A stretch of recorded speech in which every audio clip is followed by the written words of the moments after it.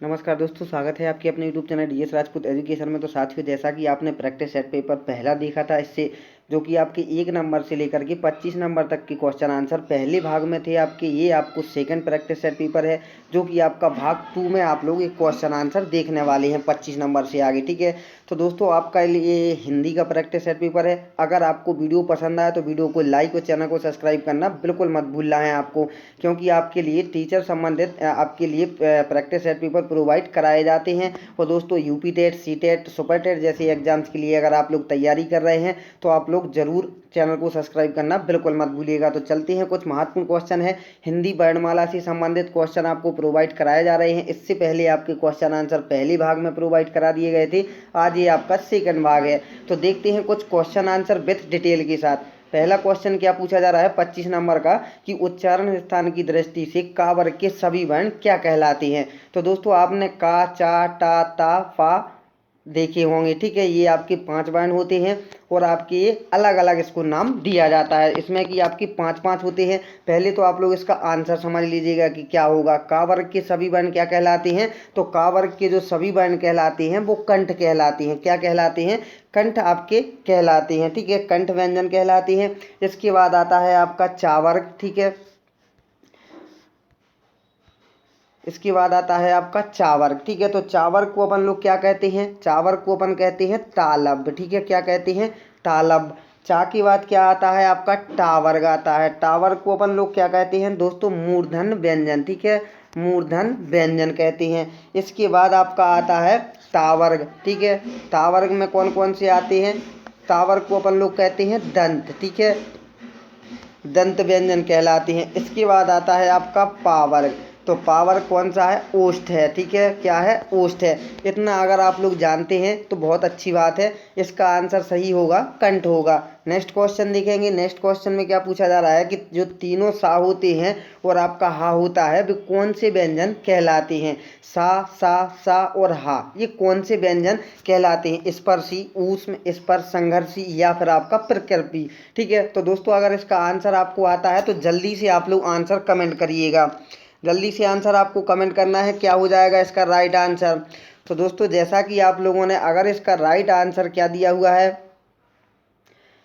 अगर आपने B option को लॉक किया हुआ है तो आपका बिल्कुल राइट हो जाएगा। ये तीनों सा और हा मिलकर के होते हैं, वो ऊष्म व्यंजन कहलाते हैं। ऊष्म व्यंजन की आप लोग परिभाषा जानते ही होंगे कि वे वर्ण जिनके उच्चारण में वायु घर्षण करती हुई बाहर निकलती है उसको अपन लोग क्या कहते हैं, ऊष्म व्यंजन कहलाते हैं। ये कुल अगर आपसे पूछ लिए जाए कि ये कुल कितने वर्ण होते हैं, तो कुल कितने होते हैं, ये कुल 4 होते हैं। कितने होते हैं, 4 होते हैं। ठीक है, नेक्स्ट क्वेश्चन देखेंगे। निम्न में से कंठ ध्वनियाँ कौन सी हैं। तो अब आपको कंठ ध्वनियाँ होती हैं, कंठ आप लोग समझते ही होंगे, जो आपके अंदर, जिसको कि अपन लोग शुद्ध हिंदी में क्या बोलते हैं, टैटुआ, वहाँ से जो आपकी आवाज़ निकलती है, गले से आवाज़ निकलती है, उसको बोला जाता है कंठ। ठीक है, तो जैसे अपन लोग का बोलते, का उच्चारण स्थान क्या है, कंठ है दोस्तों। ठीक है, तो इस प्रकार से आप लोग समझ गए होंगे, आंसर भी समझ गए होंगे। तो जल्दी से आंसर को लॉक करिएगा, क्या आंसर राइट हो जाएगा। तो दोस्तों आपने देखा होगा कि का के जो वर्ण होते हैं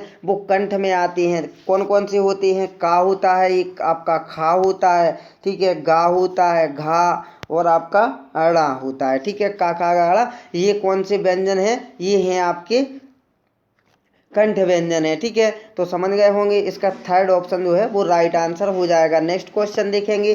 चा, छा, जा, झा, या, ये ध्वनियाँ क्या कहलाती हैं। तो अभी हमने आपको इसी से डिटेल बताया था, आपको याद होगा दोस्तों। इसका आपको डायरेक्ट आंसर कमेंट करना है कि क्या हो जाएगा। ठीक है, तो चा, छा, जा, झा, या कौन सा वर्ग है, ये है आपका तालब वर्ण। ठीक है, तो दोस्तों अगर आपने तीसरा ऑप्शन लॉक किया है तो ये आपका बिल्कुल राइट आंसर हो जाएगा। ठीक है, तो दोस्तों आप लोग जरूर आंसर देते चलिएगा। अगर आप लोग UP TET, C TET, super TET जैसे एग्जाम्स की तैयारी कर रहे हैं, 130 प्लस का लाने का सपना जो आपका है, अगर आपको साकार करना है तो आपको हर एक क्वेश्चन का आंसर देना होगा। जो क्वेश्चन आपको नहीं आता है तो उसका आप लोग स्टार बना करके नोट्स तैयार करते चलिएगा, ताकि आपको आपको कभी भी कोई समस्या ना हो। अब हिंदी में वर्णमाला में संयुक्ताक्षर कौन से हैं, संयुक्त जो अक्षर होते हैं वो कौन से होते हैं। और अगर दोस्तों अगर आपसे ये भी पूछ लिया जाए कि ये वर्ण कितने होते हैं, तो कितने वर्ण होते हैं, संयुक्ताक्षर कितने होते हैं, इनकी संख्या आप लोग बतलाइएगा जल्दी से। 29 नंबर क्वेश्चन है, इसका आंसर आप लोग कमेंट करिएगा। 29 का कितने होते हैं ये टोटल अक्षर, संयुक्ताक्षर।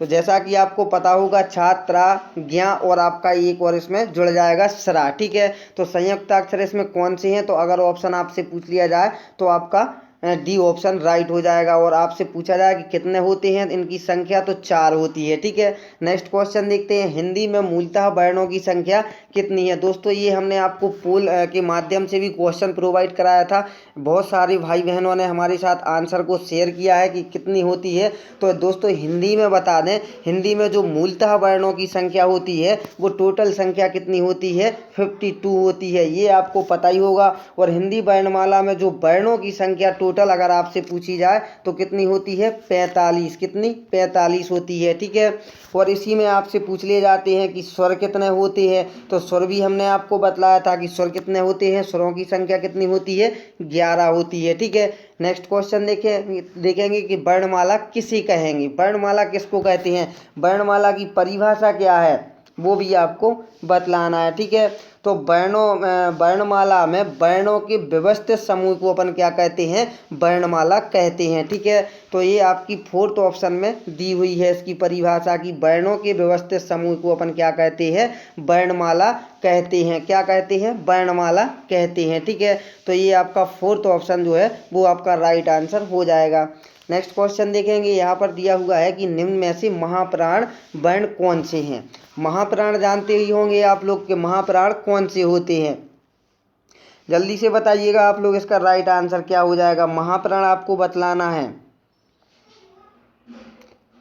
बताइए क्या होगा इसका राइट आंसर।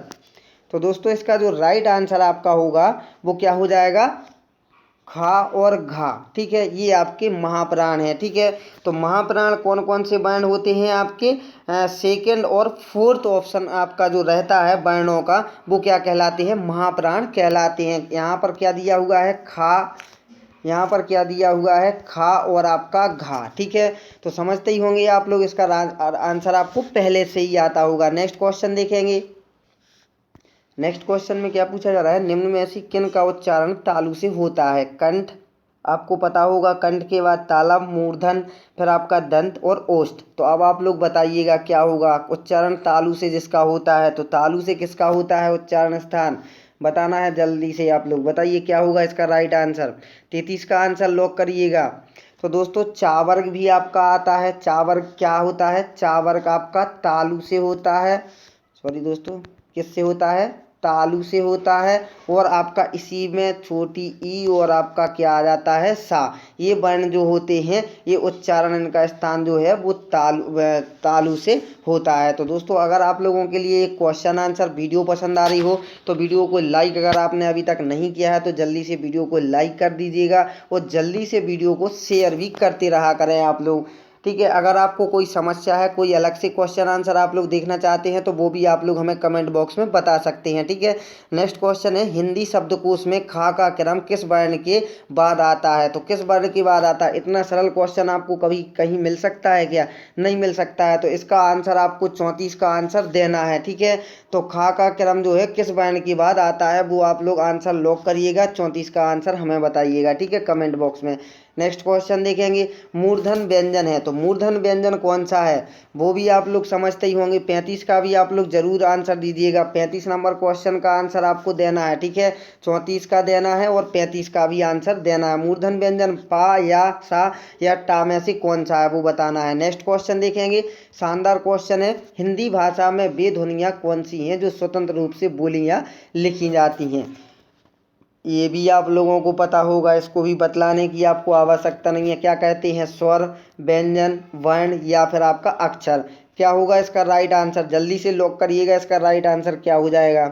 तो दोस्तों इसका जो राइट आंसर होगा कि हिंदी भाषा में वे ध्वनियाँ जो स्वतंत्र रूप से बोली या लिखी जाती हैं क्या कहलाती हैं, स्वर कहलाती हैं। ठीक है, नेक्स्ट क्वेश्चन, कौन सा वर्ण घोष नहीं है। अब बताइए आप लोग कौन सा वर्ण घोष नहीं है, ए, छा, छोटा आ या फिर डा। तो इनमें से कौन सा वर्ण जो घोष नहीं है? पहले आप लोग ये जानिएगा कौन सा वर्ण घोष है। ए है आपका, छोटा आ है और आपका डा है, लेकिन आपका जो घोष नहीं है वो आपका बी ऑप्शन राइट आंसर हो जाएगा। नेक्स्ट क्वेश्चन, किस शब्द में ऋ स्वर नहीं है? ऋ ऋषि वाला, ठीक है, ऋषि वाला ऋ किस में नहीं है? कृपा में, कृष्ण में, दृष्टि में या फिर आपका रिवाज में, ठीक है। तो कुछ आपको समझ आया होगा दोस्तों कौन सा है? रिवाज, रिवाज।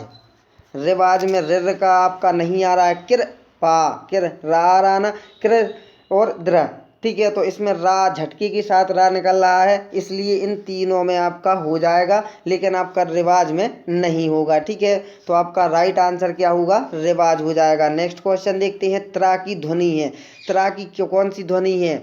बताइए जल्दी से। इसका आंसर तो आपको आता ही होगा दोस्तों, इसका भी आपको आंसर बतलाना है। अगर आपको नहीं आएगा तो आप लोग कमेंट करिएगा, भले ही गलत करिएगा, लेकिन हम आपको 39 नंबर क्वेश्चन का आंसर जरूर सही दे देंगे, ठीक है। लेकिन आपको पहले इसका आंसर बतलाना है, क्योंकि ये क्वेश्चन पूछे जाते हैं। नेक्स्ट क्वेश्चन देखेंगे, निम्नलिखित में से मात्रिक शब्द आपको चुनना है। जो मात्रिक शब्द है वो आपको बतलाना है। कौन सा मात्रिक शब्द है? तो आपने देखा होगा नयन, गगन, सबल, इसमें कोई भी मात्रा नहीं है, लेकिन इसमें बड़ी यू की मात्रा लगी हुई है तरबूज में, ठीक है। तो ये मात्रिक शब्द आपका हो जाएगा डी ऑप्शन, ठीक है। नेक्स्ट क्वेश्चन, कंठ व्यंजन है, तो ये भी आपको पता होगा कंठ व्यंजन कौन सा है? सीधा सा फंडा है यार, के आपका जो होता है वो कंठ होता है। कौन सा होता है? कंठ होता है। नेक्स्ट क्वेश्चन, संयुक्त व्यंजन है, तो संयुक्त व्यंजन में क्या है? संयुक्त व्यंजन कौन सा है? आपको इसमें कुछ दिखाई दे रहा होगा, सीधा सा आप लोग आंसर दे सकते हो। 42 का भी आप लोग आंसर कमेंट करिएगा। नेक्स्ट क्वेश्चन, उच्चारण करते समय श्वास मुख के कंठ, तालु आदि स्थानों से अबाध गति से नहीं निकलती हो, बल्कि उसमें अवरोध होता हो, उसे अपन क्या कहते हैं? स्वर, अनुस्वार, विसर्ग या फिर व्यंजन। इसको जरूर नोट डाउन कर लेना दोस्तों इस क्वेश्चन को, ठीक है। आप लोग चाहे तो स्क्रीनशॉट भी ले सकते हैं, चाहे तो आप लोग इसको एक नोट्स बना करके इसको तैयार भी कर सकते हैं, ठीक है। तो क्या हो जाएगा इसका राइट आंसर? तो दोस्तों ये क्या कहलाते हैं? ये व्यंजन कहलाते हैं, ठीक है। तो आपका क्या आंसर सही हो जाएगा? डी वाला ऑप्शन आपका राइट आंसर हो जाएगा। नेक्स्ट क्वेश्चन देखते हैं, वर्णों के व्यवस्थित समूह को अपन क्या कहते हैं? यार ये अपन ने क्वेश्चन पहले भी पढ़ लिया है, तो इसका आंसर क्या हो जाएगा कि वर्णों के व्यवस्थित समूह को अपन लोग क्या कहते हैं? वर्णमाला कहते हैं। क्या कहते हैं? वर्णमाला कहते हैं, ठीक है। तो दोस्तों अगर आपको ये वीडियो पसंद आई हो, आपको क्वेश्चन आंसर पसंद आए हो, तो ज़रूर वीडियो को लाइक करिएगा। चैनल को सब्सक्राइब नहीं किया है, पहली बार विजिट कर रहे हैं, तो ज़रूर चैनल को भी सब्सक्राइब कर लें, क्योंकि आपके अपने यूट्यूब चैनल पर एक शिक्षक बनने की बात होती है और इसी प्रकार से आपको वीडियो अपलोड कराते रहते हैं, ताकि आप लोग यूपी टेट में 130 प्लस का सपना साकार कर सकें, ठीक है। तो चलते हैं साथियों, मिलेंगे एक नई वीडियो में एक नए क्वेश्चन आंसर के साथ। जब तक के लिए जय हिंद, जय भारत, वंदे मातरम दोस्तों।